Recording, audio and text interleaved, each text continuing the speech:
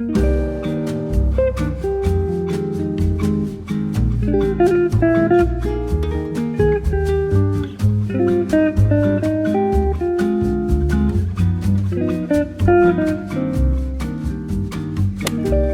besties, welcome back to my channel. Hope you all guys are doing well. For this week's video, I thought it could be a fun video to take you guys along on my weekend reset, but like a bigger reset in terms of what I'm going to be doing, because I'm going to attempt to do my closet clean out, which I like to do 1 to 2 times a year. So basically just looking at my clothes, seeing what I haven't been wearing like for a year or so, and just making a pile for donation. So I'm planning on doing that, plus my usual weekend resetting type of things, particularly also for like the beginning of a month.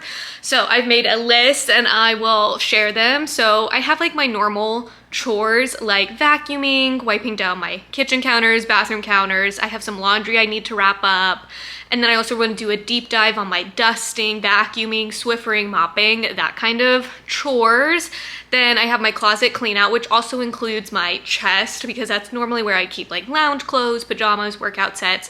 So I also want to go through that, just weed out some items that maybe I don't need anymore or I can donate. So I'm gonna do a nice clean out there. I also want to just make a pile, and if I can, go run and make the donation this weekend. I don't know about you guys, but like sometimes I will like make a pile that I'm like, oh yeah, I want to donate this, and then I don't donate it for a few weeks. It just sits there. So I'm hoping to make the pile and then donate it right away. And then another task I have is my big monthly expenses report. So basically at the beginning of a new month, I like to recap how much I spent last month on several categories that I've made in my Excel document. I have like categories around grocery shopping, food, like eating out, personal, miscellaneous, pets, house, etc., etc. So I basically take time out of the weekend to track everything. I probably could do this more like every week, but I like to do it just kind of at the end of the month to see what categories I was spending the most in, and like if I need to maybe reflect on it and adjust how I spend in this coming month.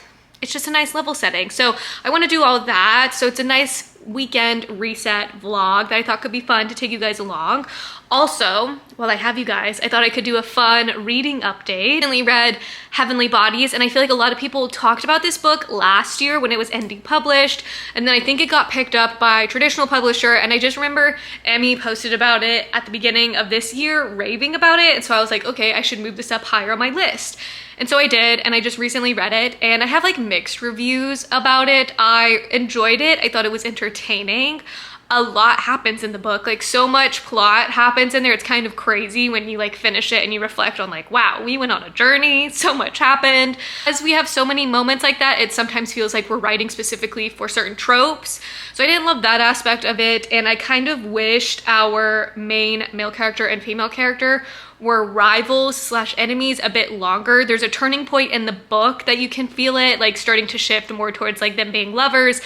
And I just wish we had a little bit longer in the enemies tension phase before we like fully switched. That was my only main complaint.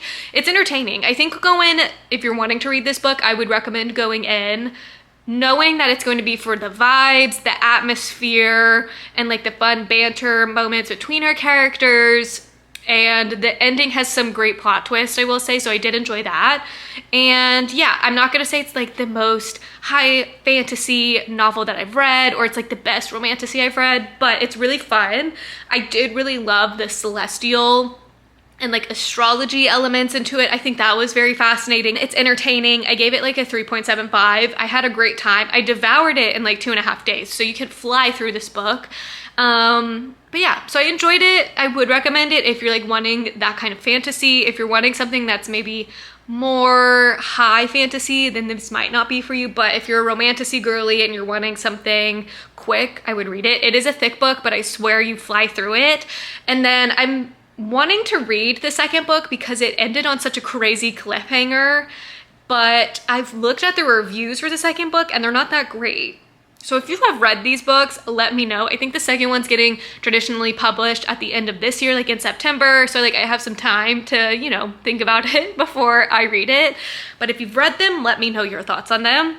So that's the first book that I wanted to recap on. And then I'm currently listening to the second book in the Light Lurk series. My hold from Libby finally came in. So I'm listening to that. I'm like 25% in, and I feel like I'm actually enjoying this one a bit more than the first book. Maybe it's because like we know the characters and we kind of know the world a bit more in this one, but I don't know, something about this one I'm just enjoying way more compared to the first one in the series. So I'm really enjoying it. I'll probably listen to it as I do all my cleaning activities today, because I feel like this is a perfect opportunity to listen to an audiobook. And the next physical book that I would love to read is One Golden Summer. This book just came out. Let me go get it. Okay, I'm back.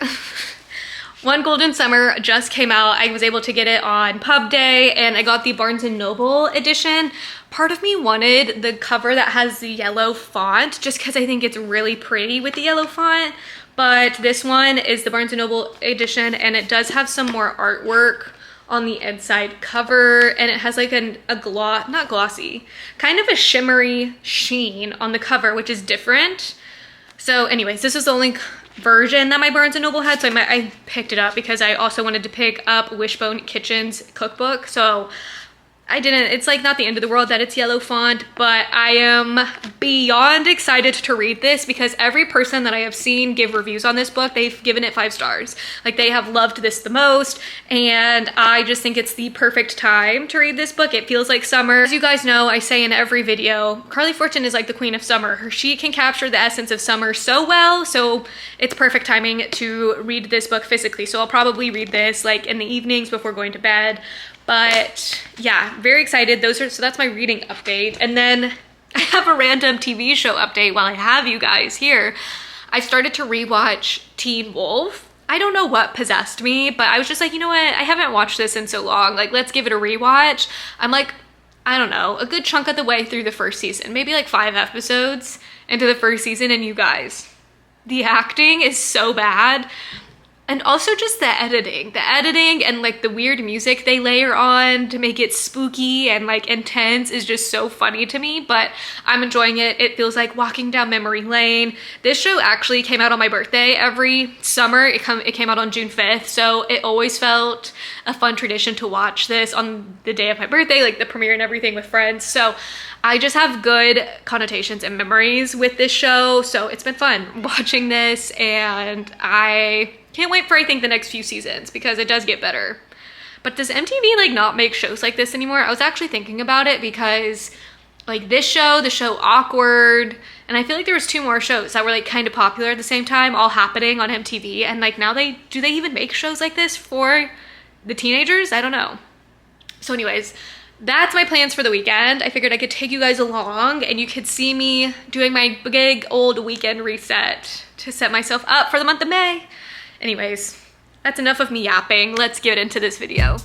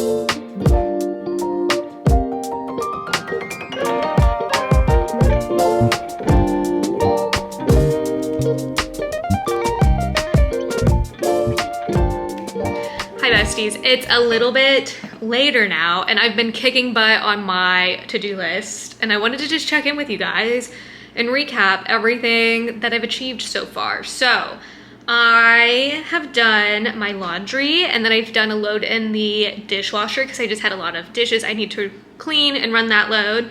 And then I cleaned out my chest that had like pajamas, loungewear, and made a pile for donations. And then I cleaned my bathroom counters, but then I decided to just like reorganize my drawers in my bathroom. They were just getting a little unorganized, and like there's been stuff in there that I'm like, yeah, I should probably get rid of this. So I finally took the time and deep cleaned all of that and just got rid of a bunch of stuff basically that's either expired or I know I'm not going to use and like it's bad, or it's just like time to get rid of.